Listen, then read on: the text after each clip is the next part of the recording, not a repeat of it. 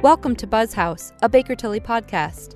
Baker Tilly is a leading advisory, tax, and assurance firm dedicated to building long-lasting relationships and helping you win now and anticipate tomorrow. In this podcast series, developed specifically for professionals in the multifamily housing industry, we'll take an inside look at the topics and issues facing multifamily housing professionals today, tomorrow, and in the future. Let's get started.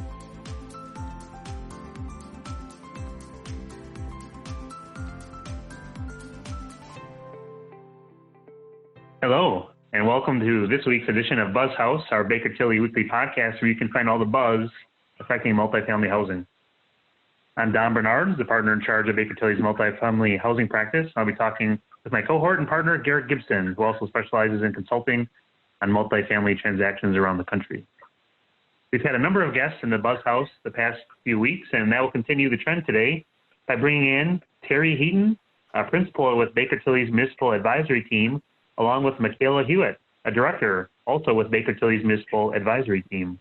With Terri and Mikaela in the Buzz House today, we're going to focus specifically on housing from a municipality's viewpoint, diving into funding being provided by cities, looking at municipal strategies on housing, and for all those developers listening in, what are cities looking for in projects brought forth by development companies? We'll cover these also with the pandemic in the back of our minds as well. And with that, we'll turn over to Garrett. Hello, thanks for coming on to Buzz House, Terri and Mikaela.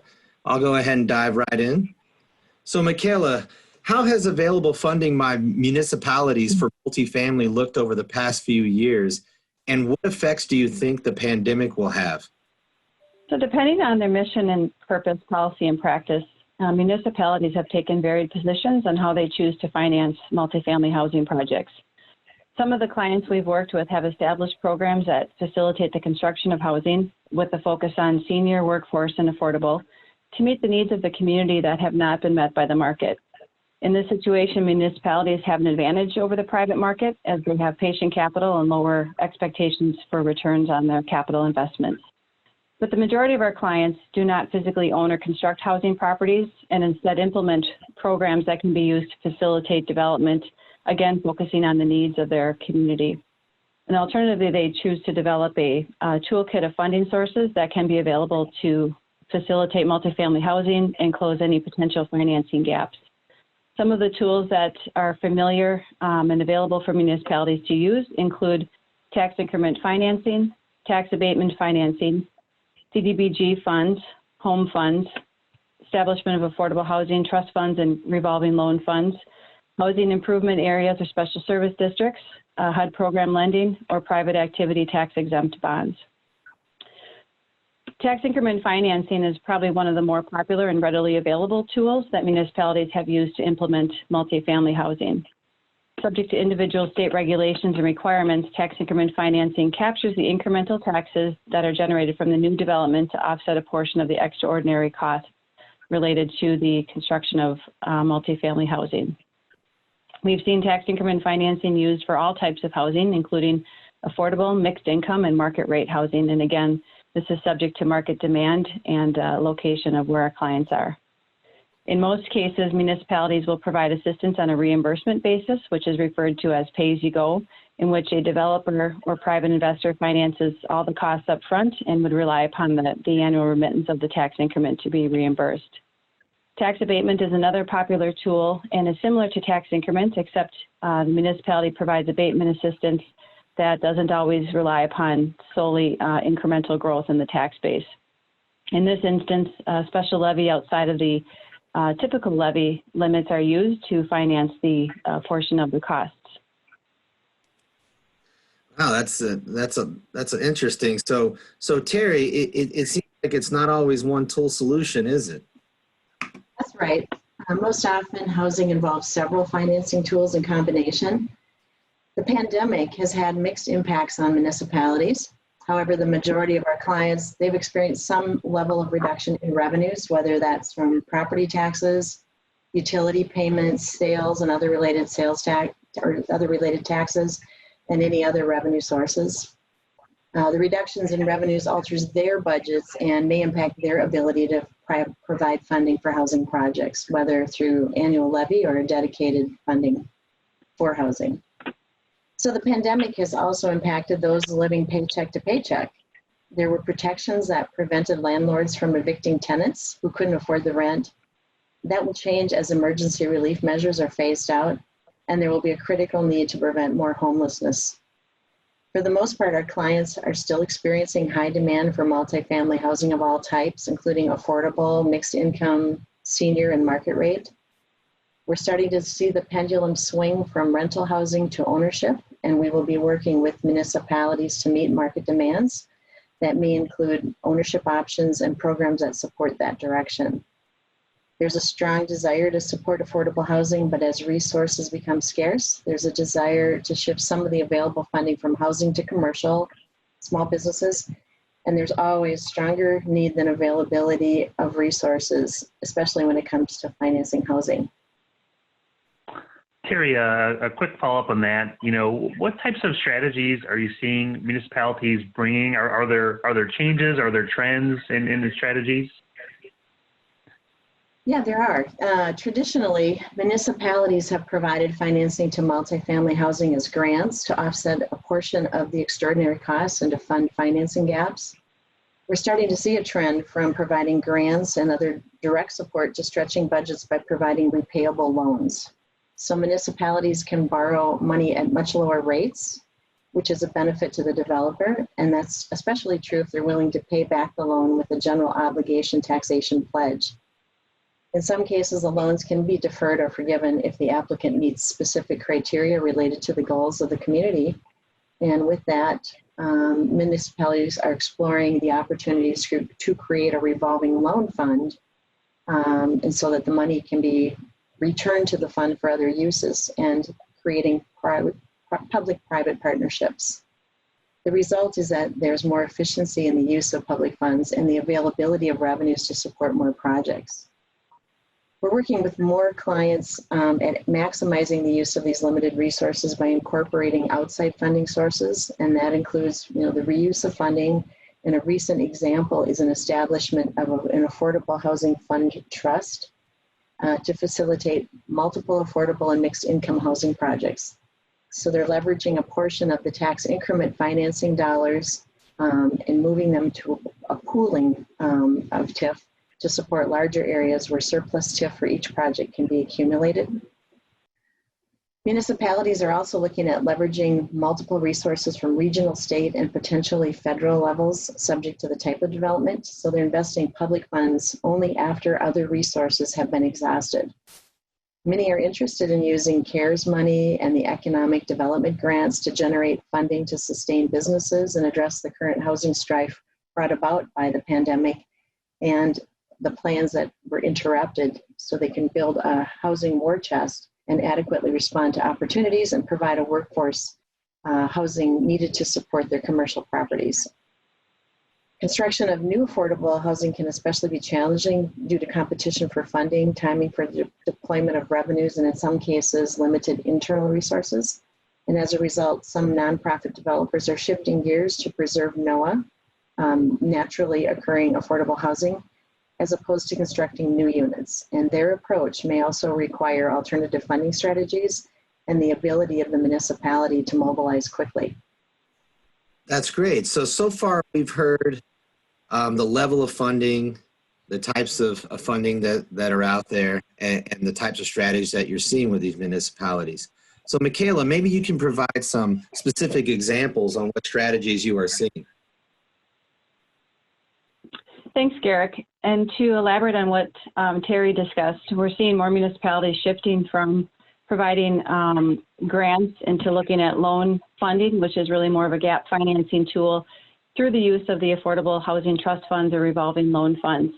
With the trust funds, municipalities can leverage additional funding sources from corporations that may benefit from providing housing to their employees, as well as agencies that are looking for tax-deductible donations as part of their mission. The result is additional upfront funding that can support multiple projects and provide greater resources from both the public side, as well as provide that gap financing that is more affordable and more obtainable for the private sector. We're also seeing municipalities exploring options that would move towards construction ownership of housing as a means of reducing costs for residents and for themselves. If they're able to build and own multifamily housing long-term or temporarily until they can be sold, they're able to control the timing, the place, and the management of the development process and select long-term ownership that's based on the requirements and conditions that's set forth. Municipalities are also exploring opportunities to provide resources that would incent home ownership for residents as opposed to rental. The goal in this situation is to allow residents the opportunity to build equity in which in current circumstances perhaps they cannot. But by building equity and staying in a community, it builds that sense of community that both residents and municipalities are looking for. Communities have also explored the use of special service districts and housing improvement areas as another strategy to assist with financing older housing stock, primarily owner-occupied housing. And this again goes back to the shift of preserving the NOAA units. It's treated like an assessment to finance a portion of the cost that the condo or the townhome association is unable to finance on their own. And municipalities can either internally finance these costs and assess them to the property owners or issue general obligation housing improvement bonds that align with the repayment abilities of the residents. We're also seeing communities using what's referred to as inclusionary zoning that requires a share of new construction be affordable to persons with low to moderate incomes. The purpose of the inclusionary zoning is to reduce the exclusion of low-cost housing from municipality through the zoning code. And currently, these zoning programs can be mandatory or voluntary. Although the voluntary programs exist, the vast majority of inclusionary zoning programs that have been in place are mandatory that require developers, again, to include a percentage of their units as affordable in new developments. And if they choose not to have a portion of the units be affordable, then they do a payment in lieu of instead, and that provides additional funding that municipalities can use to either include in their housing programs and provide funding for other affordable housing opportunities. When looking at strategies that municipalities implement, it's always a balance between risk and reward, and understanding what a public tolerance for risk is one of the first steps that we take when we're working with them to understand what type of strategies they want to implement. Mikaela and Terri, thanks. So what are municipalities looking for in projects brought forth by developers? What information is helpful from the developer? So I'll take a crack at that. Similarly to developers, municipalities want to have a clear understanding of what the developer is looking for when proposing a development project. Most municipalities have a defined vision and mission statements for their community, and they want assurances that the proposed projects will further implement those visions. They also want to ensure that the projects being proposed will meet the needs of the community with a proven market demand. Most cities have policy objectives, and they want to understand how this project or projects being proposed would accomplish those. And it's important to distinguish between those projects that are simply requesting a permit to construct as opposed to those that are requesting public assistance.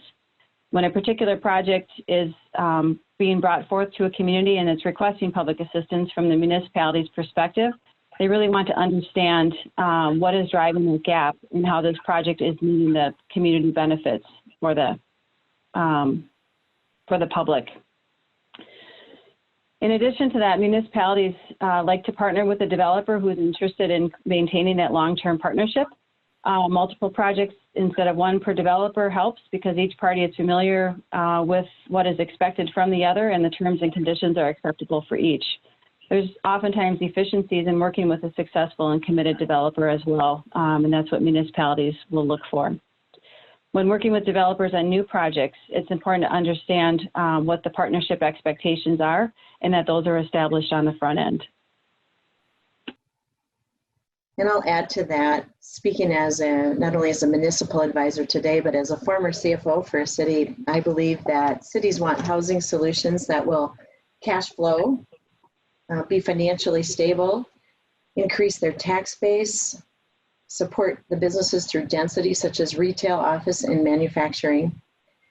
They want a property that is monitored so that the tenants are responsible, management is actively engaged, and the property is well maintained. They want a developer in a development where the activity is policed and it will help minimize drains on the municipal services provided. They want a developer who will give back to the community and participate in community events and be engaged with the municipality on solving housing problems long term. Municipalities want developers who creatively solve problem projects and are forward thinking. Developers who are diverse, they can provide housing communities so that transportation, drainage issues, and infrastructure needs are all part of the project, not a burden that the municipality solves. And they want developers who have a strong reputation for delivering on time, on budget, and compliant with covenants and the developer agreements. Municipalities are also looking for developers that are able to provide a range of life cycle housing solutions and can blend those properties into a larger master plan development so that all age groups can mingle rather than be segregated. Young career people, new families, established families, and empty nesters, along with the more senior focus of assisted living, care facilities, and end-of-life planning. Developers who are able to provide multifamily housing along with the essential services to sustain the communities with groceries, supplies, personal services, fuel, convenience centers, fast food, restaurants, gathering spaces, and small businesses are all a benefit to a municipality. And finally, developers that are able to provide a range of housing options for those with varying income levels and needs for one larger development or team of developers that are able to provide this various housing at the multiple affordable thresholds. That's a good point. And I think what we're really looking for are developers who can do a lot more than put up a bricks and mortar building. We're looking for developers who are creative. They can adapt to changing dynamics. In times of limited resources resulting, for example, from COVID-19, there's a growing demand on the existing municipality resources. They want to understand how these proposed projects will benefit their community, help provide opportunities for future development. Municipalities have an opportunity to capture the stimulus funds, and they can create opportunities for housing, including housing revolving loan funds that will have a long-term benefit. And the other opportunity or problem challenge is that office space, hotels, and even some schools and arenas may need to be converted to other uses. And this could be an opportunity for housing. This is a time to be creative in addressing housing needs with this one-time stimulus opportunity. Affordability of housing is a result of supply and demand. And if you're providing enough supply, you can meet the demand, and that could reset rentals, the cost of ownership, and create more opportunities and more affordable housing overall. Very, very good. A lot of very good information here today from municipalities' perspective and insight. And as we wrap up today's Buzz House podcast, we want to thank Terri Heaton and Mikaela Huot for joining us and sharing their insights. As we know, a lot still remains to be seen in the housing market kind of post-pandemic. As many of you know, the moratoriums on evictions will be lifting soon. What will the changing face of housing need look after that? How will municipalities be involved with that component? As Terri and Mikaela noted, a lot still out there with the CARES Act and municipalities accessing dollars. We'll see what the Senate does, proposing a bill right now, maybe $1 trillion versus the House's $3 trillion plan. So stay tuned to that. And please reach out to Terri and Mikaela with any questions around municipal housing strategy and related topics. Thank you again for tuning in today, and feel free to reach out to Garrick or myself with any questions about today's podcast or to brainstorm on your multifamily development. As always, please check out bakertilly.com for many resources around COVID-19. If you have any suggested topics, please send them to build@bakertilly.com. That's BUILD@bakertilly.com.